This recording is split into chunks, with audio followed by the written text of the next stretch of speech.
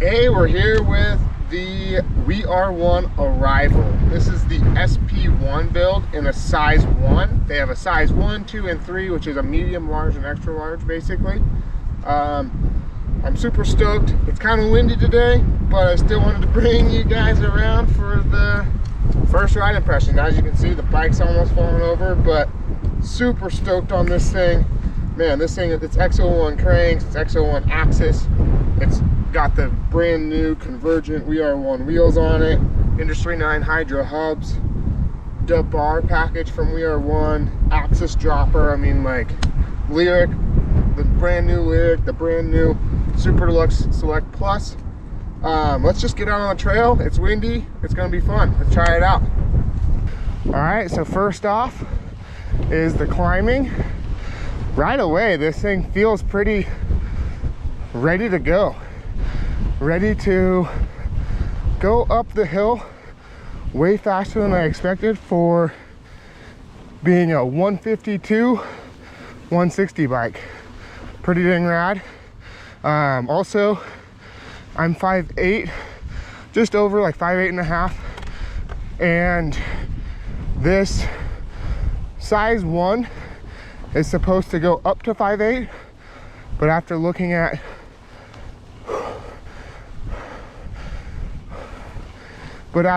all the geo, I decided that's what I wanted to go with, and I'm definitely glad.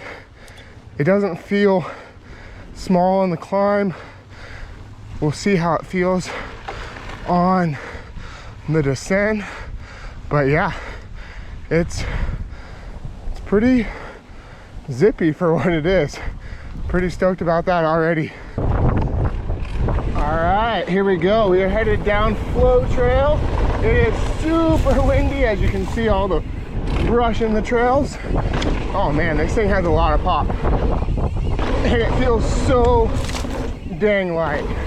Holy crap. This is pretty crazy. This bike, when I got it all built up, it was 29.8 pounds without pedals or water bottle cage or any of that. That was just on my pretty cheap like luggage scale. So I'm excited to see what it comes in at with a park tool scale and pedals and water bottle cage and all that. And I just realized it was so windy that I forgot to say this is the 152 option. If you know about this bike, I'm sure you know it's the 152, but just by seeing it. But for those that don't, holy crap, this bike just absolutely wants to be thrown around. It's crazy. It's windy. I wasn't even planning on doing many of these jumps, but the thing is just too freaking flickable and fun. Holy crap, this is a blast. All right, so as you guys just heard, holy cow, does this thing freaking jump well, and it is so smooth. Real quick, this bike has a 450 millimeter reach, 77 degree head tube or seat tube angle, sorry, 77 degree seat tube, 64 degree head tube, and a 1220 millimeter wheelbase. Once you go to the size large, which is size 2, it does get a little bit longer. It's a 475 reach, I believe, and in the 1240s or 1250s for reach. But yeah, I'll leave a link to this bike in the description down below, so check all that for all the sizes that you want to look at. But wow, this bike is cool.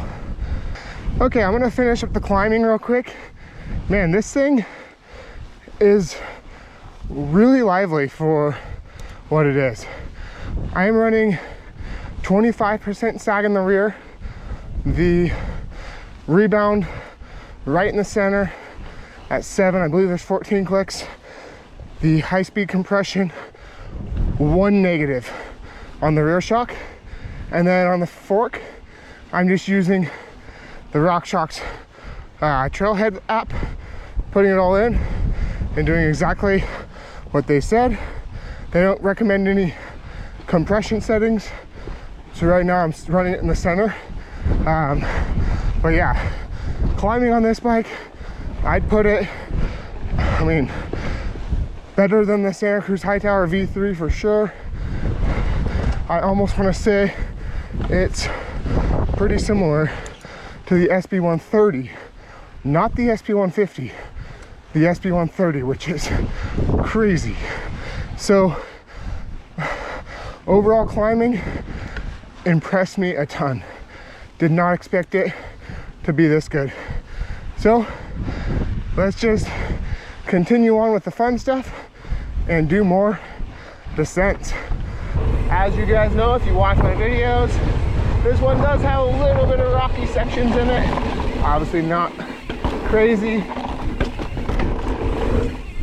Oh man, that is definitely the furthest I've jumped on that with the least amount of effort. That is crazy. Next time I'll definitely just have to jump the whole thing. Wow. Oh, another thing I forgot to say on the climb.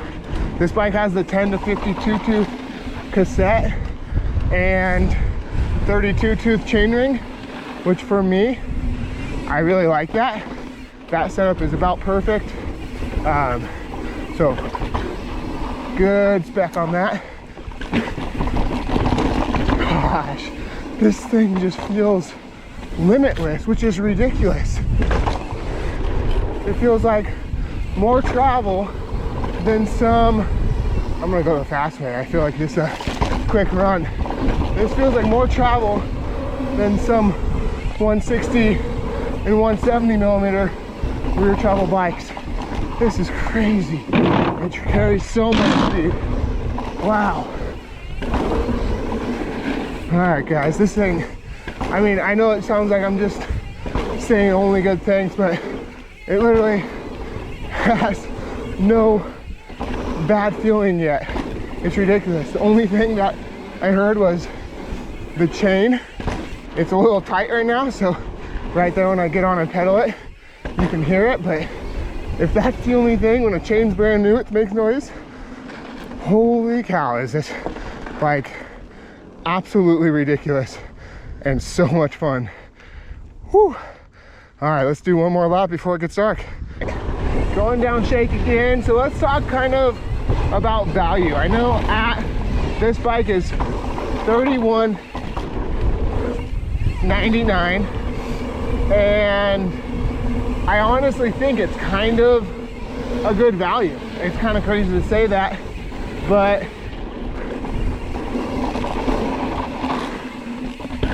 I actually think it is a pretty dang good value at $91.99, so $2,200. So the bill below this is $73.99. They actually did a pretty dang good price drop for 2023, and gosh, this bike goes down that section maybe better than anything that I've rode on this trail. But the $73.99 comes with GX Axis, Select Plus suspension, like carbon wheels, i9 hubs. Like, it's crazy. I actually think this is, for a high-end boutique style bike, I think this is a pretty really good value, especially being all made in Canada. Basically the hubs are made in the US. Obviously suspension and drivetrain have to be made overseas, but gosh, this bike is pretty stellar. That is kind of my final thoughts on it. I can't get over how good this thing is.